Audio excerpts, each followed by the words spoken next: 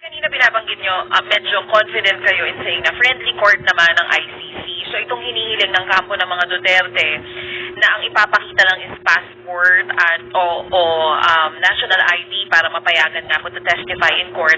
I mean, how sure are you na talagang kakatigan ng ICC ay ang mga pamilya po ng biktima dito at hindi sila madedehado?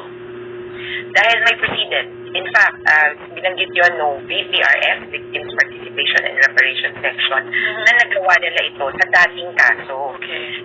Na ito yung listahan ng mga ID na pwedeng iharap. In fact, kukuha nga ng parang, ano ba naman ito, mas stricto pa sa bangko ba yung ICC?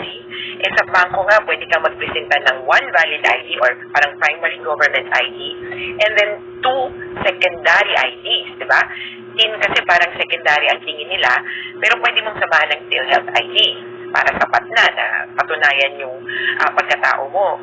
So, may isa pang dulo na sinasabi yung BPRS.